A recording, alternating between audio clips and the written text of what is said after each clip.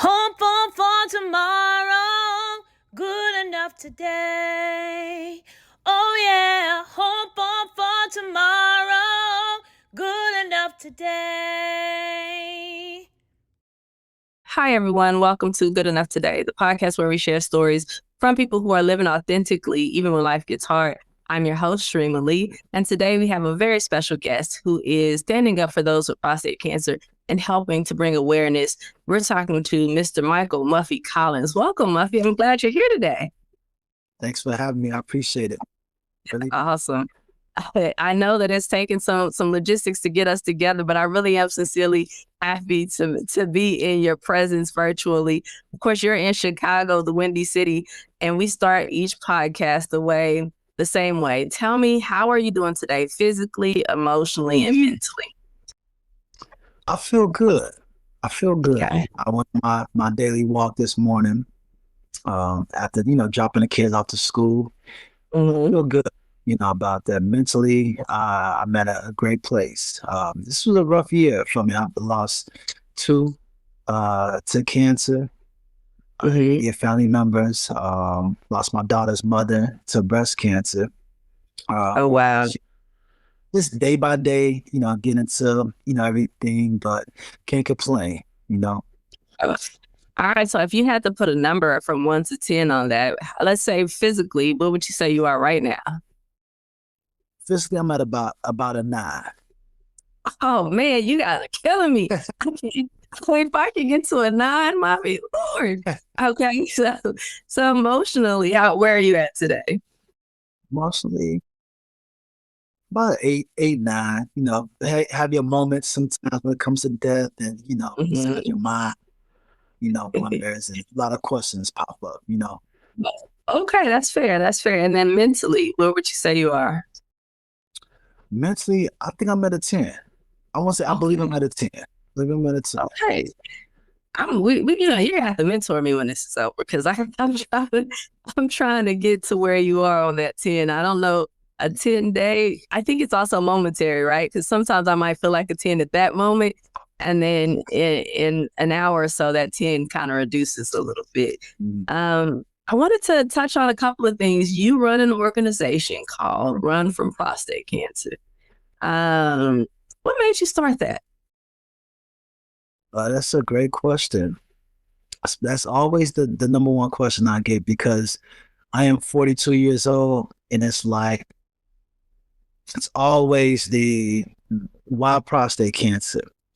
And so when I was 27, 28 years old, there were roughly between 11 and 12 guys that I knew personally. So it's uncles, my friends' fathers, some grandfathers as well too, and they were having prostate cancer stage 1, 2, 3, and I think it was 2 or 4, and they were between 42 to 48, 49 years old. Wow. So this isn't written. So I was like, okay. I started to get worried. You know what I mean? Like, yo, I'll be in my 40s, in like 12 years. Yes. I have to do something. I gotta, because it started to scare me, because you hear about like lung cancer, diabetes, breast cancer, liver, and kidney failure. So like in the Black community across America, especially Chicago, we had a real bad drug problem. A lot of kidney infections, from the heroin users and things like that. So me having like the basic street knowledge to my college education, into my previous background from sports, I played basketball in college. I wanted to connect the dots. Like, you gotta meet our guys halfway. You just can't say, hey, you gotta go to the doctor, because some of them haven't been to the doctor since they were maybe 18 years old, Yes. So that's a common thing across everywhere in America. Women, you all go to them every year. Non-negotiable. Anything is wrong, you're going to the doctor, right? Yes. Well, guys, that's the first question we asked. So that was the reason why I started the foundation, to get men active and to getting screened on a regular basis. So stuff that I love to do, that most men love to do, is sports. So now I Right. got you. You So we created. had to trick them. You had to trick them. you got you got to use everything. And so we created a high school basketball tournament and a men's tournament. We created a 5K walk, 5K walk and run, and we started doing a prostate health seminar. So we get these doctors. At first, it was so tough. Like it just took me. It just had a flashback. It was so tough to get doctors in because even a Jewish doctor communicated with me. They were taught not to communicate with Black men about prostate cancer because of the numbers are so high. Oh, wow. And that was in real time. So for 2 straight years, I couldn't get a doctor to speak from our highest medical institutions that we have. So, and our foundation, our headquarters is right by University of Chicago. Right. Which That's crazy. on the south side of Chicago. This is the 3rd richest institution in the world. All right. So a lot of resistance there because blocks away, we're in the Woodlawn community. So we're still the 2nd poorest community in Chicago. But so close to you. So how can I do my job? Because it's not going to happen overnight, but what can I do to get the wheels turning, to get the conversations? So I didn't stop. The obstacles were we were going up against American Cancer Society, right? And all these research programs that headquartered at the United States. So there was a VP there, pretty much ran everything cancer related, and so we had to go through her. And there was a meeting by my name being Michael Collins. It's a white name, right? It's the number 1 name in Ireland, right? So I actually looked that up. I looked you up and I kept getting Ireland. So they were under the impression that it was a white guy helping Black men out in the Black communities because communicate. So I get there, they set this big meeting up. The room was beautiful. I've never seen this before. We was ready to have a good conversation and how we could take a deep dive into saving Black men lives. So I get there, the meeting was canceled within 2 minutes. Oh, wow. Well, within 2 minutes, yeah. Unfortunately, we came up busy. It was all these excuses. We can no longer meet. And this is actually before our first annual event that took place, our event. So I was so discouraged. I just felt deflated. You know what I mean? I was like, how did this happen?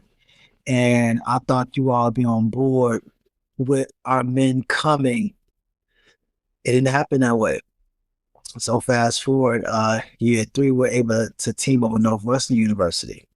And Black urologists who happen to be one of the best in the country. So we're able to connect the dots, get screenings every quarter, whether men have insurance or not. So that's how we were able to kind of number crunch and communicate with the community. But it's still a lot of work. Still a lot of work to do. Absolutely. Okay, so I've got a ton of questions. You said a lot there, and I got a couple of questions because one of the first things you said is that men typically they avoid going to the doctor to get these screenings and checkups and stuff like this. But you did something differently. You saw the problem and you were like, wait a second, I'm afraid of it. And then you ran toward the problem. You said, let me check, let me get screened and let me help other people get screened because I'd rather know and figure it out and know that I can get treated, and then let me help other people know. What makes you think that you had that mindset as opposed to let me avoid it? And then how does that help you to meet other guys where they are in their fear of getting checked?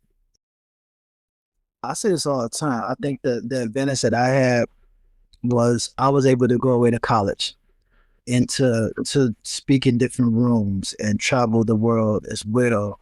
So my thought process may be different from someone that had never left the neighborhood or the block. Yeah. So they don't really have that and the importance of it because he doesn't have that representation. Gotcha. Tough. I'm good. I'm okay.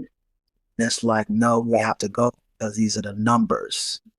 And that was the change of it. And then meeting the guys halfway, like I said before, you have to. I feel like if I have the knowledge, if I have the education, I have like the basic common sense of it, why am I not helping these individuals out? Because these men that I speak of, they protected us in the 90s. They forced us to go to school because they didn't have the education. They couldn't go. They were hustling in the streets. Just real like, real city things that we go through. So I felt like since this is my turn to reinvest into individuals that may have walked us to school, gave us a ride to school, gave us lunch money, whatever it is to keep us going in a positive direction, I felt this is my way to give back. Okay. And so the other thing that you mentioned, which is kind of, I would say I'm surprised, but sadly I don't think that I am, but you couldn't find a doctor to come and speak about it because it was a revolving door. So in my mind, they were always going to fail, right? If they're trying to get to the Black community and the numbers are rising, there's no way to win. And so you couldn't find someone willing to take on that fight. Is that correct? Yeah, it was tough. We sent, this is no exaggeration, I think we sent out over 75 or 76 emails just to get a doctor to come in to speak, which is so much resistance. We're on the south side of Chicago, so it's already, you're all in a rough neighborhood. So that we do our events at an art gallery, safest place to come. Mm-hmm. I'm preventing the excuses to come. Gotcha. Way. Yeah. So like you got to do all these tricks and stuff to have that basic communication. About 3 years ago, we got an email from a director, a sister that took over the role at University of Chicago. So her name was Powell of being discredited, looked over things like that, and she called. And when I saw the number, I was like, there's no way University of Chicago. Maybe they may need some data or something. And she said, I want to apologize on behalf of University of Chicago. Oh, wow. And that felt so good because she knew what we went through and she was able to correct some things. So they're building a 575,000 square foot facility for cancer. And so we'd be a part of that whole process as well. So things have changed, but if I gave up, we would never have this conversation. So I just want to go. So why are the numbers from your experience or your research and the things that you've encountered, why are they so high for Black men? Our environment. So we start off by the pollution, right?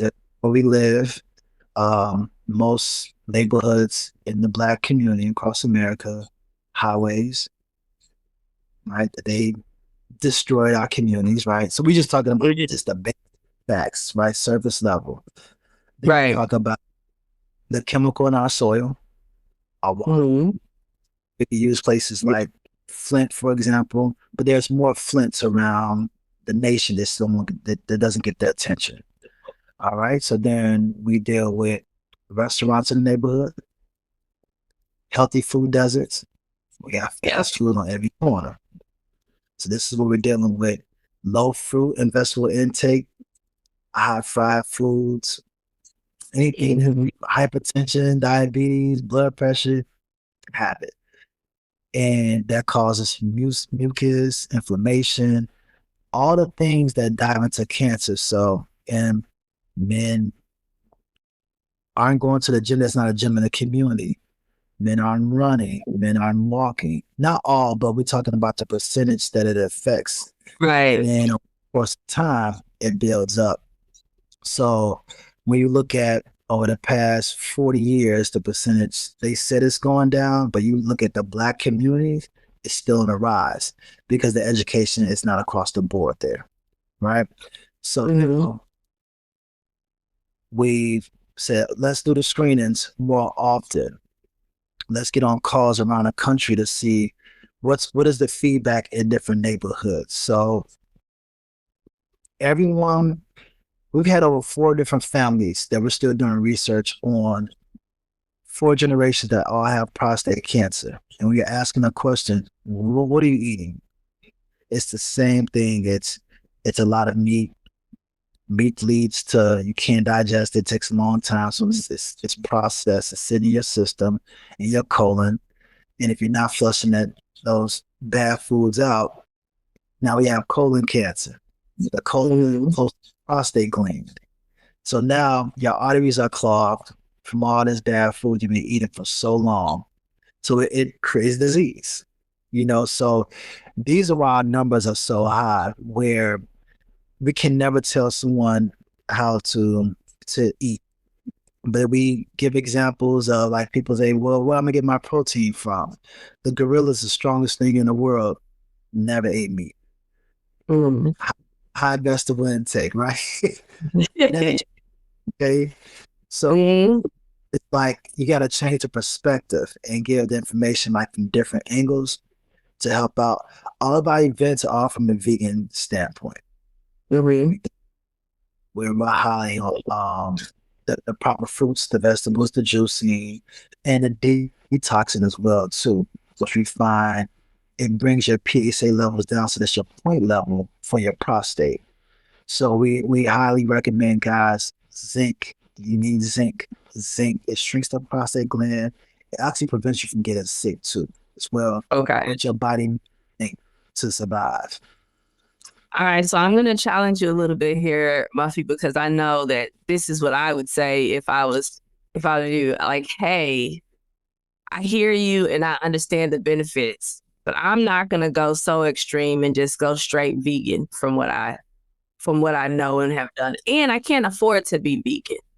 So let's say I am the average person that might not have access to healthy food all the time, right? So say I'd have to travel to get it and things like that. So if we take away most of the excuses, and I'm doing the best that I can, but I'm not ready to make that step as far as going completely vegan, then what can I do as the average man? What does that look like to at least try to protect myself as much as possible without being so extreme that I'm setting myself up for failure? Yeah, so we get that. That's a beautiful question, and I'm so glad you asked, because that's a question that comes up all the time. So we have an herbalist that come out, a nutritionist, as well as a doctor, and so it's always a response. You better see us first before you see the doctor. And so everyone says that being a vegan is expensive. It's not true. It's not. Meat is so expensive. We compare prices at some of you. Okay. Educate me, Muffy. You buy steak, bacon, all this stuff. So you can get pounds of vegetables, fruit, maybe $25-$30. Ribs, steak, maybe for one package may cost you $25 by itself. So what are you talking about? You know what I mean? So it's all about perspective, though, because we've been so conditioned in America to, like, believe one thing as soon as we hear. And you know this, we barely do research. You know,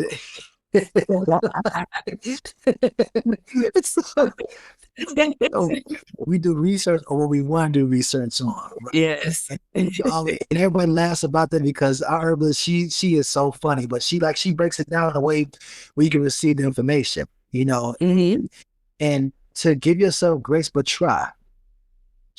You know what I mean? Just give yourself a chance. We actually had one guy that came, he was stage 2. And we sent him over a diet. And we use an example all the time. We told him to fast for 10 days, no food, just the green tea and the herbs. He goes back to his visit. It was like a 25-day period where they would do the screenings. His point levels went down by a whole point. And so once you're fasting, and we encourage, and everyone's like, what do you mean? I'm like, well, this is not us. This is from the beginning of time. You have to fast for your body. You got to give your colon a break. The mucus boxes out. And so we have someone to talk about that as well too. Together, we have a support group where people are texting each other like, hang in there. It's one more day. We start with a 3-day fast, so the support is there, but it's about starting it and then being motivated to start to live a better lifestyle. So what helped us out a lot. I wish we had the content, but like HIPAA, we just can't do like screening, like the film in there. We Yes. do a app tour every quarter. So guys get to see what it looks like to fill up a hard prostate gland and everything like that. Yeah. Okay, this is serious. Mhm. And so Well, it puts you on. here's the thing I think that I'm struggling with, and I think that most people will struggle with, because if it's not impacting me right now, and I don't see it as an issue until it hits me, and I hear the comment, I'm gonna die from something anyway, right? So I might as well enjoy my life while I can. Right. So I'm gonna eat the good stuff because I'm gonna go vegan. I'm not gonna be able to go to restaurants. I'm not gonna be able to do this. And so, I think that people in our mindset, it has to be a mindset shift, right? But also it's like, okay, but there are steps to get there, right? So do you guys mostly see people go straight vegan, like they're cold turkey, no more meat, I'm cutting you off? Or is it a gradual process? Like, okay, I'm going to do fish and chicken, or just fish. I'm going to do pescatarian, and then I'm going to go vegetarian, and then I'm going to go vegan. But what's that process generally look like? We've seen both. We've seen both sides. And that's when we bring the farmers market out to our events. So people kind of get like, just test it out just to see. And the good thing is they make things that people are, I didn't know this was vegan. Now, all this actually made from plants. So we tell people all the time, we can't live for you. We can help you the best way that we can and do what's right for you. Because like you said, I'm not at risk now, that's here, but in 4 to 5 years. So we put it in perspective where I say you have a mortgage or you paying rent, whatever it is. So how can you afford to be sick and you have all these bills? And then we're going to the hospital, then treatments. So that's what the brothers say. See us before you got to see them. And it's a good change because even when you calculate the dollar amount throughout the year, you're saving so much money by being healthier. You're saving so, and it's the results are there. So I think that even with both sides of the spectrum, it's a process. Say the very least, but we can get there. It's a step by step. Like some people have went cold turkey, like I don't want this anymore. They may have seen a video on social media or something like that. It may, gross them out and they just went cold turkey. You got some people, like you said, they take their steps. Okay, I do fish and chicken, and then I'll, ease myself off of it. We seen both. Okay. And so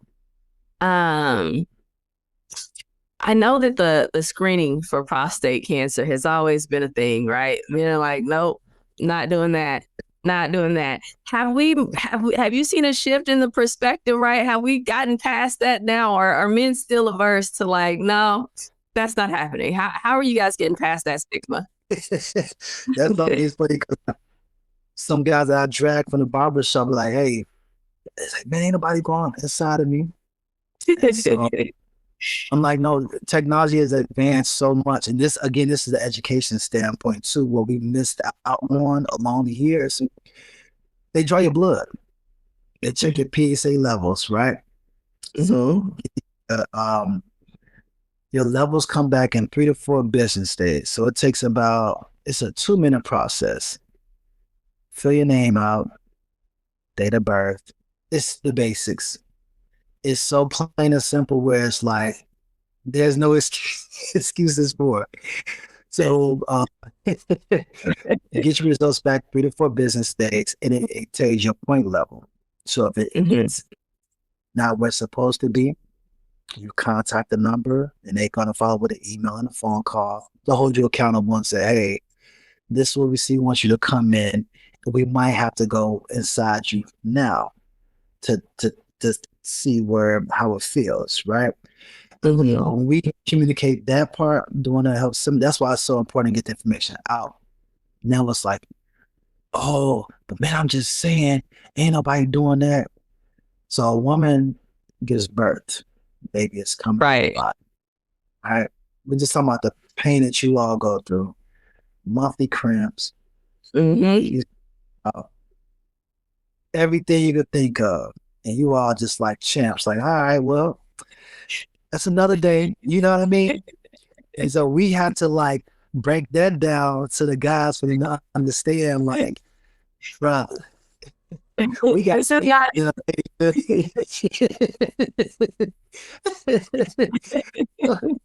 yeah, we oh, God. about the needles, like it's a needle, but you got tattoos on your body. So Right. it's perspective, right? And I say that because I think that, when you're afraid of something, right, everything else that comes along with it, even if it's a tiny fear of needles, I'm already afraid of the process, right? And I don't want you to tell me that something's wrong. And then you also want to add a needle or the possibility that somebody's going to have to touch me in ways that I feel uncomfortable with. No, I'm out.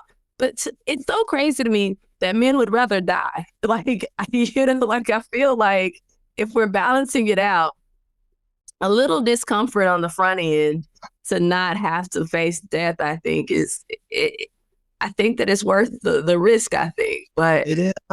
I'll say that, like you said, like, what are we doing? You know what I mean? yes, The ego and the pride has to, we gotta remove it. Because that's a part of what we've been going through in our community for so long. So I'm telling you, go to the doctor. This is 3 to 4 out of 10 the guys. They'll go. And then they'll tell their friends. But if I'm saying I ain't going, that creates its own little algorithm on its own where it's like, man, I ain't going either. So we have to keep pushing that positive synergy, like, no, let's go. And so we encourage women, because we have a lot of women that come to our events too. Mm-hmm. So we do a Q&A, which is always interesting. It's always, and it's funny because it's real life. We laugh at real life stuff because some people can relate to it. It's creating this event called His and Hers. And we do this every year. And it's His and Hers Health Day. And we encourage couples to come out. Hold each other accountable for like health, take each other to the doctor. Most importantly, we team up with some support groups. What it looks like if my lady or wife has breast cancer, like how am I supporting her? Doctor, all those things. So these support groups are amazing. Like I tell you, your services are so beautiful. Even with the men. Some men stubborn, don't want to go to the doctors, all these things.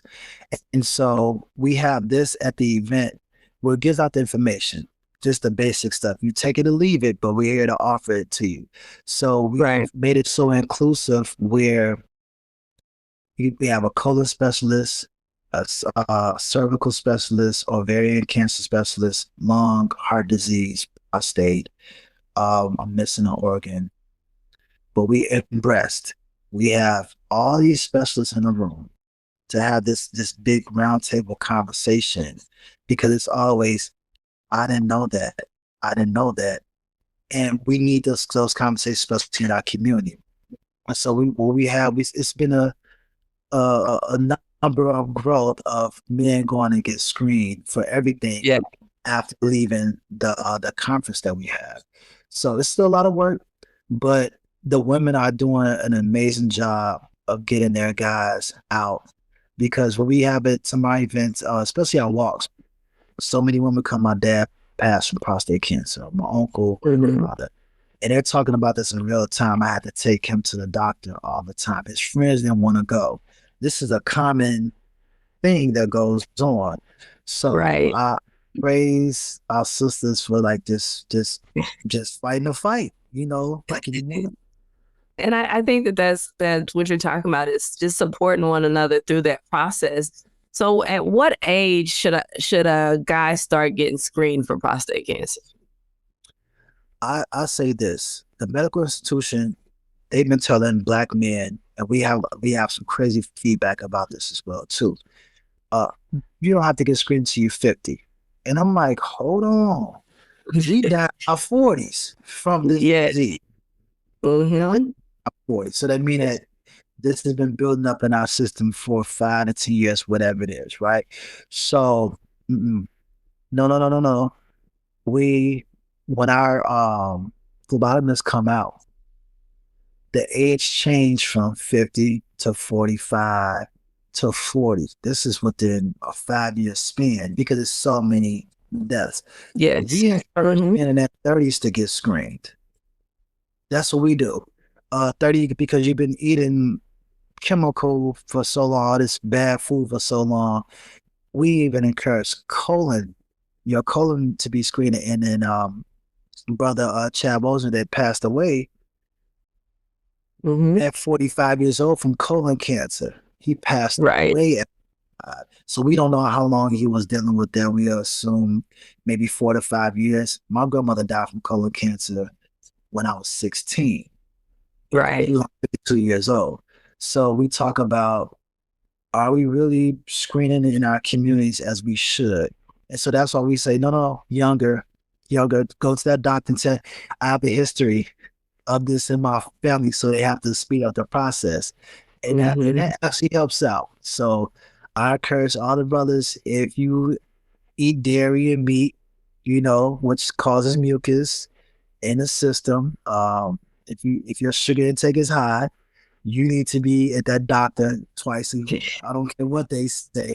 You know, Yes. And I think that that's the part, right? Advocating for yourself.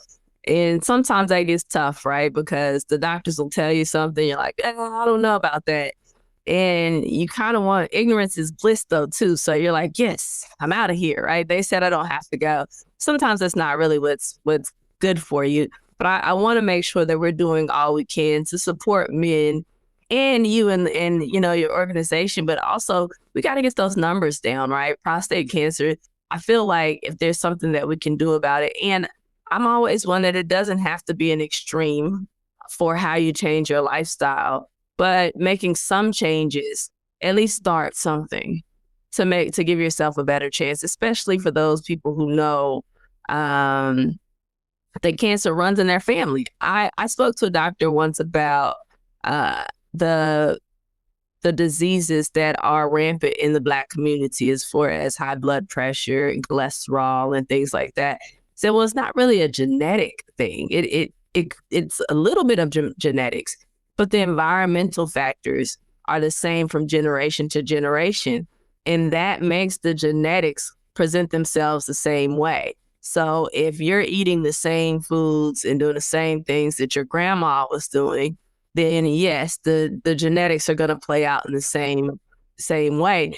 And I think that that's important for us to recognize because it seems like being vegan or eating clean, right, is so far off from what we see, especially when if you went to a food festival, right, you're not gonna you might see a couple of vegan options, but then I feel like I can't engage and be social because I can't eat and drink and do the things that I want to.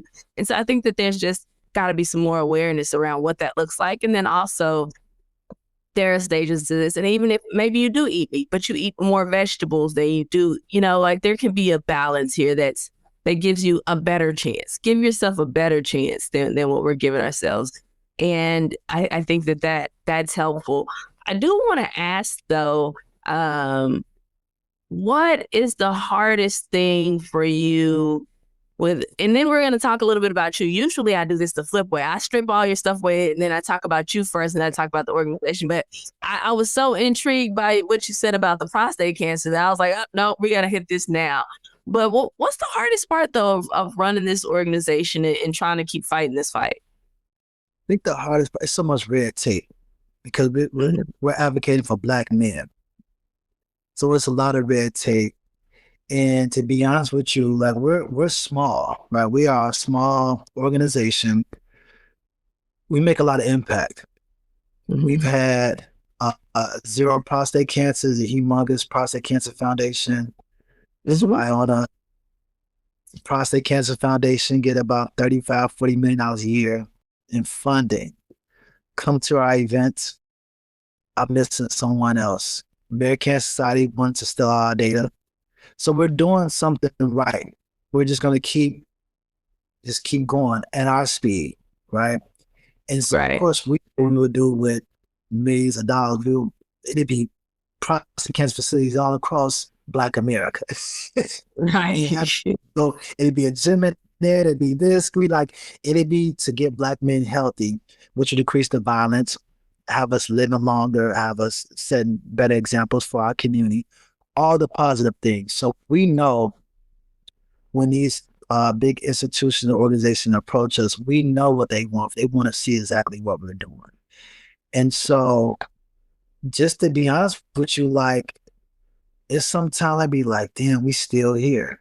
Like, we are here, minimal funding. We do have support from University of Chicago and Northwestern now, but we stay committed to our mission and our passion on what we're going to do. And we come up on year number 10 next year. 10 years. Yes. Yeah, we do a 5K walk run every. We actually have 2 next year for Chicago, and we'll be going to Charlotte, Miami, and Atlanta next year. So just to see that grow, I'm happy about it. It gets hard at times because you be like, okay, we got to make it work. Yes. I know communicate with you because of what the powers to be. You know what I mean? Right. And we can't think about that, but just keep going in that direction. But I think the most important thing that we did was to include other health organizations like colon specialists. We did an event with Miss Candace Henley, who survived colon cancer 23 years ago. And she was tell the story. She has an amazing colon cancer foundation. Like, she gets so many people screened. I'm like, listen, let's do something together. Yes. About cool stuff, had a health event in a parking lot, and with so many people, we got over 50 people screened for HIV, colon and prostate. So that's some progress in the community. That's one day. You know, we still have work to do, but it's those they also made the harder days easier by seeing like-minded people. And like, even like you reaching out, this is an impact because we're communicating about something that's so powerful. And this is a Black media company. So that's very, very important. I appreciate you again for this. Absolutely. And I think that, you know, when we talk about good enough today, I talk about it in a lot of different ways because, of course, you know, this is my thing. But I am really invested in helping people to be the best that they can be. And especially in the Black and brown communities where we don't necessarily get sincere positivity and uplifting for the things that will help us to thrive. And I think that there's enough out here for all of us to come together and kind of figure out how we can help each other, and then helping our local communities too. So you might be an inspiration to somebody here locally that's like, you know, I was thinking about doing this. And Muffy looks like a normal guy. He seems just like me. I could do it if he can do it, right? And so creating that platform for people to see people in that representation, I think it matters a lot. And I think, yes, actually a really good segue into how, because, you know, I asked the question initially, what made you decide to like start doing this as opposed to running the opposite direction? But have you always been someone who has wanted to make a difference or a change?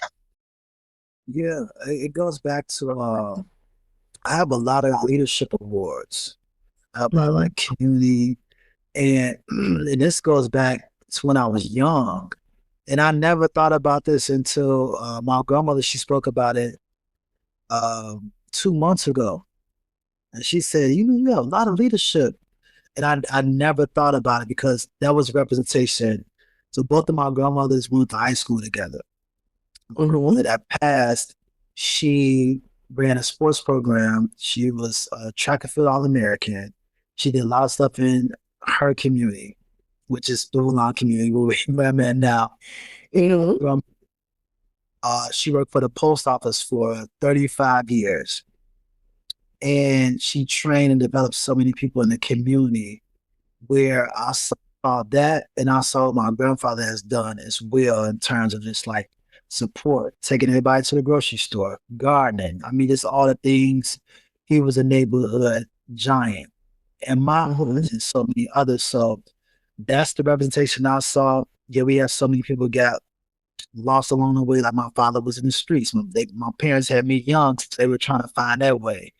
I have a lot of uncles and cousins, the same exact thing. So me seeing that and going away to school, I got to meet people from all over the world. I said, okay, I can bring this back to my community. I can do something positive. And I've seen people in my family change that follow my footsteps, and they do stuff. I'm like, damn, y'all clean all this stuff up. I next time. So so it's cool. I appreciate that. You know what I mean? But it goes to show you, like, we really can help each other out. Yeah, for sure. Now, how did you end up going away for college? I know you said you play sports. Well, you didn't want to play close to home, or how did that work out? I wanted to get away. I really did. Like, my childhood was very interesting, to say the very least. It was a humongous family. So I was born at Robert Taylor Home Housing Projects. This was the largest housing project in the world. So this place was, I still had dreams and nightmares and things about it, but so much, I saw a lot of death at an early age there. And my mother, by being young and just, I mean, street life, old Chicago it was real. It was a thing where so many individuals tried to get themselves out. They just didn't have any outlets. Drugs came in hard. It was something that you seen. It was like a movie. So seeing that, us moving out to our neighborhood that we migrated to from Louisiana and Tennessee, my greats. So seeing that, and my aunt going away to college for journalism, and she was a producer at Teen Summit. So me having my passport at an early age, traveling with her, seeing so much other stuff for my cousins, they didn't care for it. Honestly, we have Right. members that were like, all right, whatever, that's y'all. We're gonna hustle. We're gonna do this. So seeing those things, going to her college classrooms, and we spend a little time in Wisconsin as well, which is not far from here. More drug infested environment. It's pretty much the same thing. So because it's so close, we have Chicago, Milwaukee, Madison, Gary, Indiana, and all this is with a few other. It's the same. It's the same thing. So basketball was my outlet. I was able to get a scholarship to go to school. It was some place I could have picked closer to home, but I said I want to get away. And I had a lot of friends going to prison at that time, federal penitentiary. So I'm just getting out. 2 years ago, and my number is still the same. So it's like, get this over. And just go on. Yeah, that was why I left. That was to get away. That, I think that if you can remember back to what it felt like when you left, right? Were you scared? I think there's an excitement that goes along with it, but were you intimidated by it? And then when you left, were you like, I need to go back home? Like, how did that feel for you, getting out of your environment, actually doing it once you did it? It was a breath of fresh air for me. It was like it was something different. It was a slower pace for me. But I saw it was so unique because some of our summers we had spent. I just remember being a breath of fresh air. Like I didn't have any fear of leaving. It was just so many of my peers that were going to prison, federal penitentiary. It was just a different outlook at that time. So I wanted to get away. And I just remember, what it was like. We would travel down south often in the summer times, like a week, go to Memphis, we go to New Orleans. That's where our greats were from. And so family time and things like that. So the sort of place I was familiar with, but not like from an everyday standpoint. There were times I'd be like, okay, there's no sidewalks, you know what I mean? I can't, you can catch so I was a little used to that. Like we'd just go walk down the street to the store, things like that where I couldn't do down there. I had to like it was Yeah. that was the biggest Walmart I ever saw in my life. The super Walmart, because we didn't have Walmarts in the city back then. We barely have it now to this day. You know what I mean? But just seeing that, it was a difference. But I met a lot of people from all over, from San Antonio, Austin, Dallas, Houston, West Texas. So just to see people that were just so different, talk different, the food was different as well. So I was like, okay, this is cool, So I made some adjustments. And then my friends started coming down to visit, to come to games. They was coming down like, man, I gotta go back home. You're bringing the environment to you, right? Yeah, to go back home, man. The weed is cheaper down here. So I'm like, oh my God. But I think you're making a good point here. You're making a good point because I think that's hard. That's the hardest part, is that you kind of want to keep your community that you've grown up with, but sometimes your community is not actually what's best for you at the time, right? And so how do you navigate that space, especially when you're young? Because when you're young, I think it affects you a little bit differently than when you get older. You don't necessarily care as much. Yeah, I think the final straw with me was like 2 of my friends got killed. So within about like a 6-month span, I had 2 friends killed. My cousin was killed by the police. Oh, wow. So for mistaken identity, it's that alone, and then just friends going away, for their vacations. I was like, you know what? I have to, maybe me getting away, I can help out in some capacity. Right. I was always a fast forward thinker. I'm a tourist, so we think about everything. We just do. We think about stuff. We're kind of quiet at some points because we take time to kind of like, how can we deliver? Some of us like perfectionists. We're like, well, okay, what can we do to be the best person for the world? No, we can't please everybody, but that's always like our mission. And that's why we're very receptive people. And that's what comes from, because like I'm doing this to open things up, but others may not see our vision at the time, and they're like, "Oh, okay, I see." No, I think that's the hardest part for me, is that you want to help, and sometimes you want to grab people and put them in a chokehold and be like, "Hey, let me help you," but that's not how it works, right? It's not how it works. You're just the platform.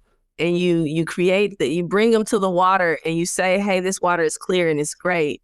And they can choose when to drink it. And sometimes they're not thirsty right then, right? It's just, you just have to wait. And that can be hard when you know that it could be something that's good for them, right? And so I think that's the hardest part for me, trying to have an impact and then being like, oh, you don't want to be impacted though? You don't want to be helped? But I think that everybody has a journey, because I also know that I've been on the other side of that, where somebody has told me something and I've been like, sure, whatever. And then later on, I was like, oh man, I missed that lesson when they told me it the first time. So we all go through. We hit our head, don't we? Like, damn, they told me this. I should have listened. It's like, if I had been smarter, but I just wasn't there yet. You gotta kind of roll with it. I want to be respectful of your time, because I know you've been really flexible with me today, but I want to ask you, what brings you the most joy right now? I think it is, family is always first to me. Like I love my family so much. It's always puts a smile on my face. But also important is the running piece too. I just recently ran a Chicago Marathon.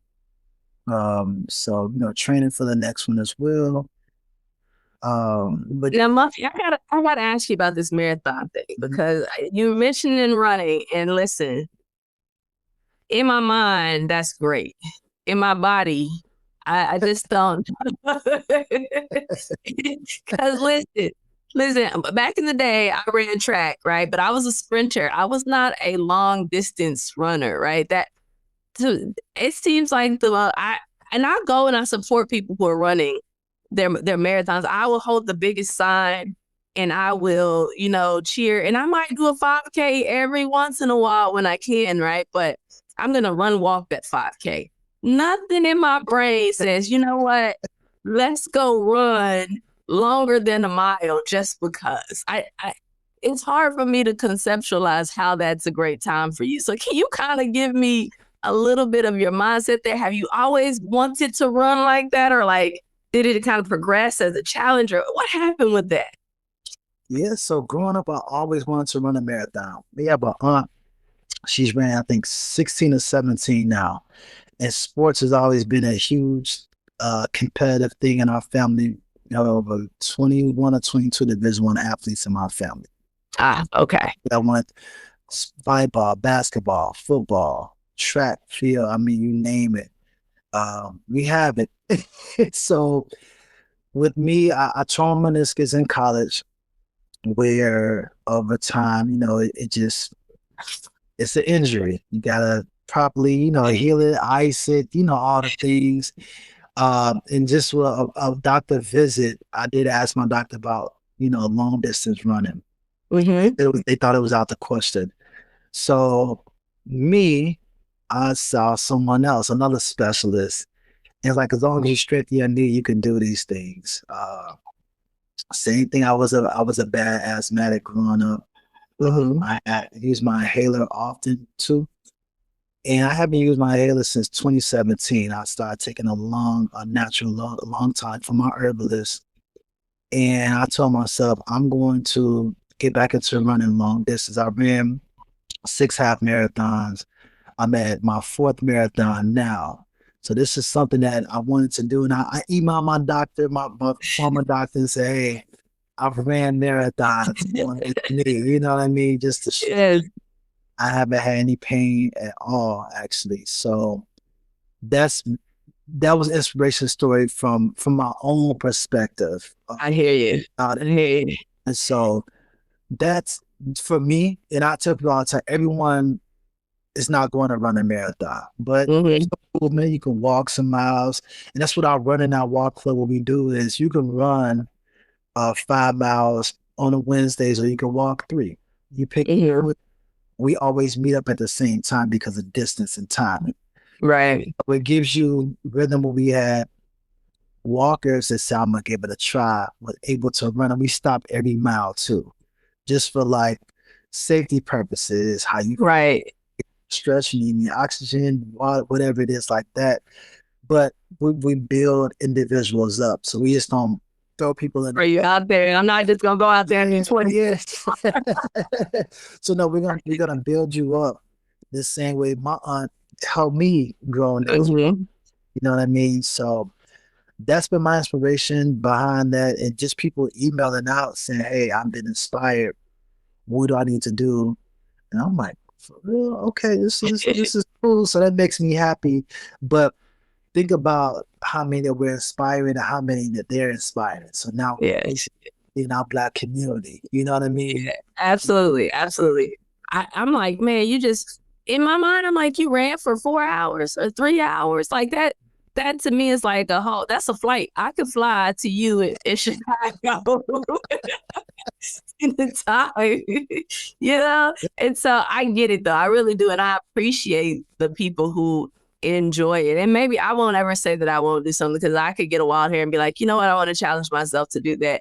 But I just always think it's so interesting when people are like, oh, the runner's high. And I'm like, I need it at the beginning. You got to give me the high before we start, because I don't see it. But I'm always intrigued by how people get out there and they run. And I see people running and pushing themselves. But I also think that, we all have our things that we like to challenge ourselves doing.